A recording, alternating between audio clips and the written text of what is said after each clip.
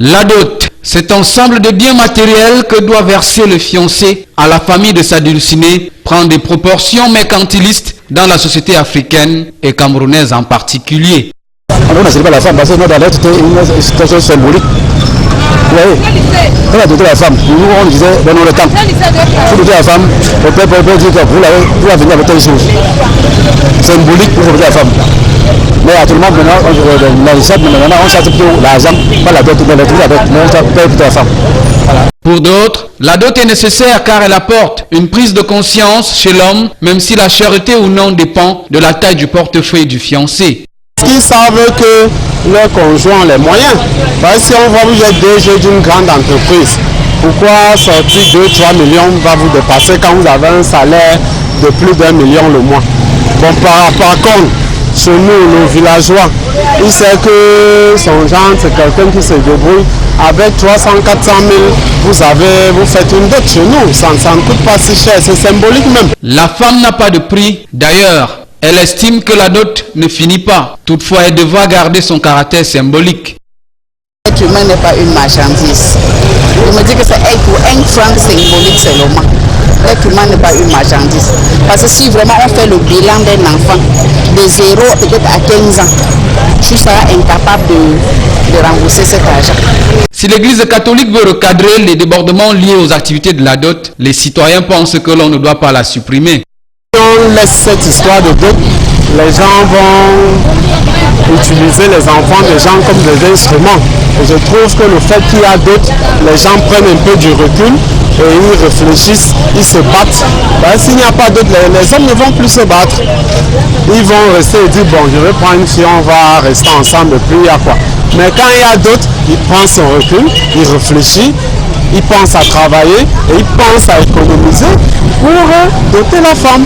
Pour esquiver la dot, avec l'aide du gouvernement, il y a une montée en puissance des célébrations des mariages collectifs. Si ceux-ci résolvent le problème juridique des unions entre conjoints pour sortir de l'informel, comment donc lier le juridisme et le caractère traditionnel et symbolique de la dot? À chacun son confort intellectuel et traditionnel et son portefeuille financier pour se faire sa propre opinion.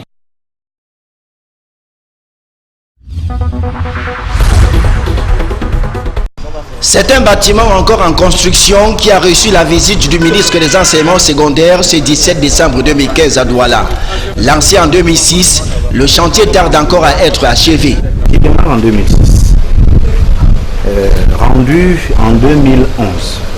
C'est 6 lots, 6 phases qui sont exécutées.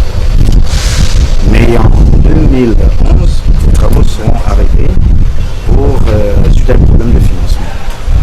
Ils reprendront par la suite jusqu'en 2014. 2014, un arrêt des travaux suite à une défaillance de l'entreprise chargée de l'exécuter des travaux. Et l'entreprise ayant effectué les 6 premières phases, réalisé les 6 premières phases, reviendra pour parachever ses travaux. Bâti sur une superficie de 2593 mètres carrés, le bâtiment R+4 servira de cadre au service de la délégation régionale des enseignements secondaires pour le littoral. Je pense que le programme gouvernemental qui a été mis en place permettra de réduire les difficultés que l'ancien bâtiment pouvait déjà et surtout de diminuer tout ce qui est promiscuité. Je pense que le bâtiment, s'il veut être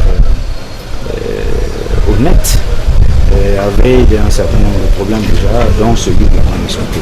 Entièrement financé par le fonds du budget d'investissement public 2014, le coût du nouveau bâtiment est évalué à 1 milliard de francs CFA.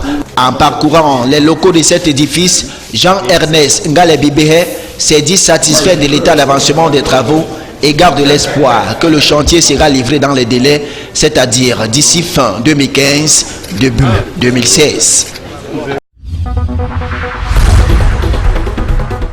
Du fait de la situation sécuritaire tendue qui règne à la frontière entre le Cameroun et le Nigeria, notamment les incursions incessantes des terroristes de l'État islamique, la région de l'extrême nord connaît un afflux de réfugiés nigérians.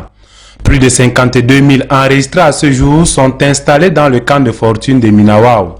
Une situation qui suscite sans doute des défis sécuritaires et humanitaires. Mais le gouvernement camerounais et les Nations Unies entendent accorder leur violon pour relever ces défis. Le ministre camerounais de la Jeunesse et de l'Éducation civique, Mounouna Futsu, vient de conduire une importante délégation d'ambassadeurs au camp des réfugiés de Minawao. Il s'agit de l'ambassadeur des États-Unis, du Canada, de l'Angleterre, de la Russie, de la France, de Chine, de l'Italie, de la République fédérale d'Allemagne et ainsi que la représentante résidente des Nations Unies au Cameroun. Le but de cette visite du camp est de mobiliser tous les pays donateurs pour qu'ils apprécient sur le terrain l'évolution de la situation et de les mettre en contact direct avec les réfugiés pour qu'ils puissent eux-mêmes toucher du doigt les réalités afin d'évaluer leurs besoins. De mobiliser les pays donateurs et leurs ambassadeurs et hauts commissaires pour d'un côté leur montrer justement l'évolution de la situation et l'appui et qu'ils voient aussi quels étaient les résultats de l'appui qu'ils ont apporté. C'était également très important pour eux de montrer la solidarité au peuple camerounais. Il ressort au terme de cette visite que les besoins humanitaires sont de plus en plus importants du fait de l'afflux des réfugiés, soit 800 réfugiés supplémentaires et 50 naissances par semaine. Pour relever tous ces défis, les diplomates s'engagent à apporter davantage leur appui tant sur le plan sécuritaire qu'humanitaire.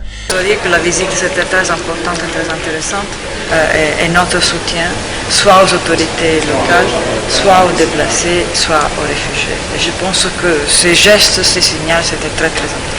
Nous, les États-Unis, le gouvernement des États-Unis, nous sommes ici pour donner du soutien aux Nations Unies et le gouvernement du Cameroun, soutien humanitaire. De l'autre côté, nous sommes ici aussi comme partenaires avec le Cameroun dans la guerre contre Boko Haram. On vient juste augmenter notre contribution à la situation crise humanitaire au Cameroun par 1 million d'euros. Le ministre Mounouna Futsu, qui a conduit la délégation à Minawao, a au nom du gouvernement camerounais salué toutes les actions menées jusqu'ici par les Nations Unies et les pays donateurs. Il a demandé à ces derniers à faire davantage pour une meilleure condition de vie de ces victimes de Boko Haram.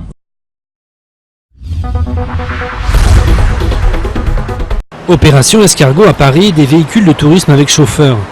Partis des aéroports de Roissy et Orly, des VTC ont ralenti le trafic jusqu'à la porte Maillot pour réclamer au pouvoir public une législation avec des tarifs minimums, comme pour les taxis. Leurs employeurs du type Uber entendent en effet tirer les tarifs vers le bas. LCI en gratuit, ce n'est pas du goût de BFM TV. Après le feu vert du Conseil supérieur de l'audiovisuel pour le passage de LCI sur la TNT, le patron de la première chaîne d'infos en continu va déposer un recours devant le Conseil d'État. BFM TV a déjà menacé par le passé de licencier une centaine de personnes si LCI passait en gratuit. Les nationalistes sont au pouvoir en Corse.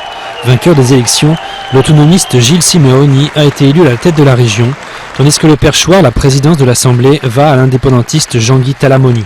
Ce vendredi, 5 autres régions doivent élire leurs dirigeants, dont l'Île-de-France et Provence-Alpes-Côte d'Azur. Volonté de compromis entre Londres et Bruxelles. Réunis en sommet cette nuit, les Européens se sont dit prêts à trouver un accord avec le Premier ministre britannique David Cameron pour garder le Royaume-Uni dans l'Union. Londres doit organiser un référendum sur son appartenance à l'UE d'ici fin 2017. Ce rhinocéros en or est une fierté sud-africaine. Vestige d'un royaume du XIIIe siècle qui faisait commerce d'ivoire et d'or avec l'Inde et la Chine, cette figurine était méprisée par le régime d'apartheid car elle montre bien que la civilisation sud-africaine n'a pas commencé avec l'arrivée des colons au XVIIe siècle. Le joyau pourrait être exposé pour la première fois à l'étranger en 2016 à Londres, mais le débat est vif, car à cause du passé colonial, les Sud-Africains sont inquiets de voir leur héritage quitter le pays. Selon une source interne à la Fédération camerounaise de football, le nom du futur entraîneur-sélectionneur pourrait être dévoilé de manière officielle le 26 janvier prochain. La même source indique qu'une shortlist de 5 noms a été retenue par la commission en charge de désignation du futur technicien et son adjoint. Les noms des Français Claude-Marie Leroy, Hervé Renard et Didier Six reviennent avec insistance. Mais il y a aussi le Serbe Milovan Rajevac, bien connu au Ghana. François Omambiyi compléterait la liste des 5. Tous les candidats seront auditionnés avant le recrutement du futur coach. Le nom de l'heureux technicien sera rendu public le 26 janvier 2016, à en croire nos sources. En pole position, le Serbe Rajevac Milovan et le Français Claude-Marie Leroy.